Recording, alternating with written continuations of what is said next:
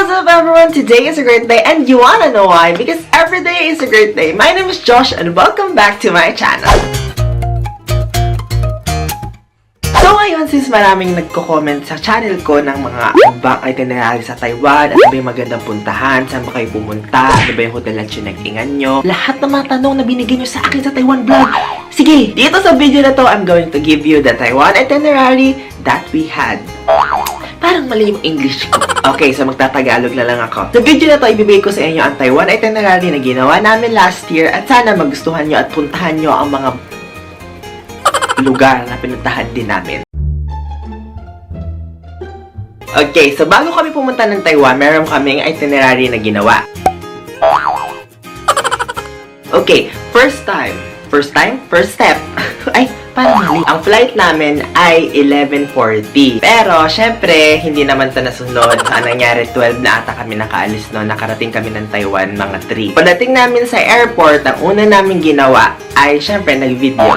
Nagpa-exchange ng dollar. So, here's a tip. Kapag pupunta kayo ng Taiwan, make sure na US dollar yung dala nyo at hindi Philippine peso. Kasi kung Philippine peso, pwede naman siya, pero mas maliit yung conversion rate nito pagdating sa Taiwan. So, make sure na every time na pupunta kayo ng Taiwan is naka-US dollar yung dala nyong pera para pagpunta nyo doon, papalit nyo na lang. So, ulit ako. Tapos, dumating kami doon around 3 AM na. So, sarado na yung MRT, sarado na lahat ng bus station. Di kami nakapag-book ng something. So, thankfully, that time, may Uber yung Taiwan. So, nag-book kami ng Uber going to our hostel, which is Ximen Corner Hostel. Malapit siya sa Ximending Station. Maganda yung location niya. Okay siya sa mga, basta maganda. Doon na lang kayo kung nagtitipid kayo, pumunta kayo doon. I think ang nagastos namin for that hotel is 1,200 each. Pagdating namin doon is natulog kami. Syempre, kasi alas 3 na umaga, malilibot kami ng Taiwan ng alas 3 na umaga. Kami mga diablo. So, natulog kami.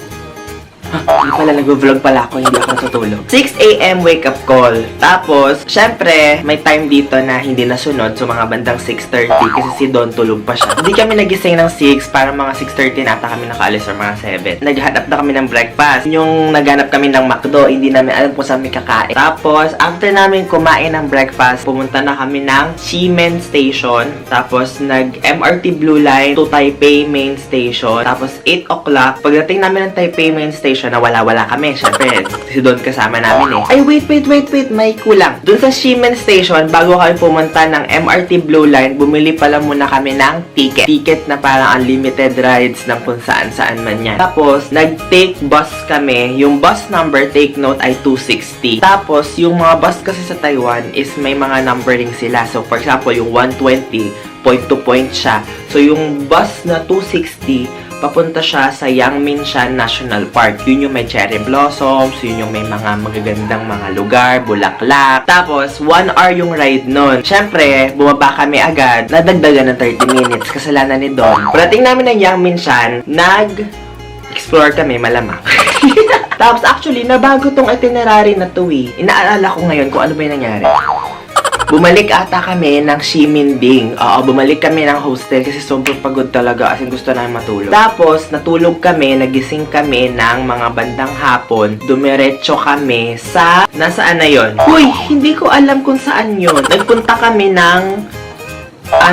Nagpunta kami nung temple, yung sa park ng National Taiwan. Basta yun yung National Park. Ilalagay ko na lang siya yung picture dito. Basta dyan kami nagpunta ng pagkagising namin ng hapon. After niya, bumalik na naman kami ng hostel. Yun yung maganda sa Taiwan kasi pwede kayo magpalipat-lipat na sobrang dali lang. Kasi MRT, tapos pababa, lalakad, hostel na, tulog kami. Tapos nagising kami, nag-decide kami na pumunta ng Shilin Night Market. Doon kami nag-street food sa Shilin Night Market. Mura lang yung mga street food. Ang sarap talaga ng potato, hindi ko siya matandaan kung anong pangalan niya, pero potato siya, hindi ko siya matandaan. Anong pangalan ni potato?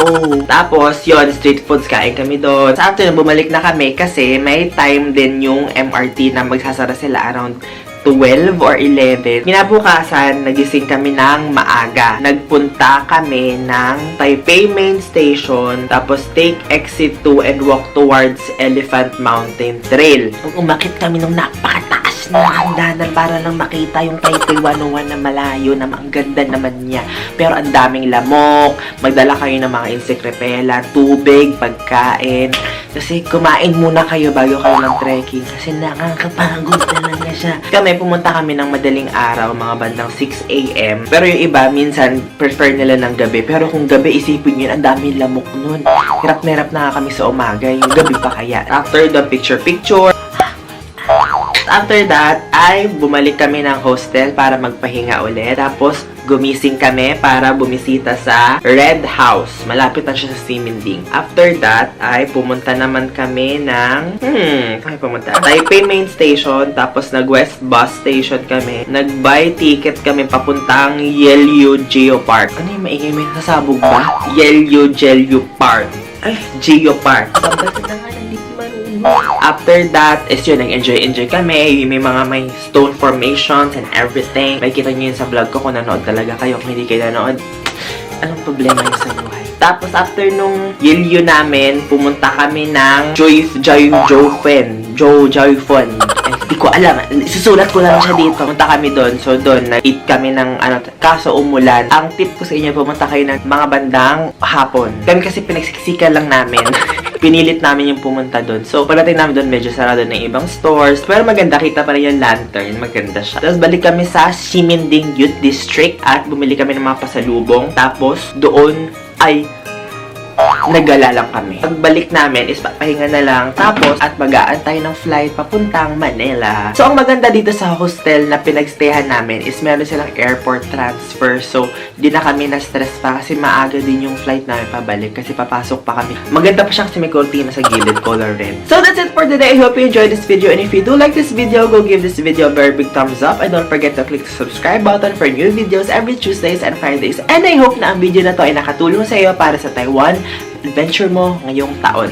Tama ba? If nagustuhan mo tong video na to, talaga mag-comment ka below kung gagamitin mo itinerary. Pero pwede man akong i-chat or i-message sa IG or sa kung saan man kung may mga tanong ka about sa Taiwan trip ko. And I guess that's it. Don't forget, keep smiling and have a great day. Bye! Sugar and smoke rings. I've been a fool for strawberries and cigarettes. Always taste like you.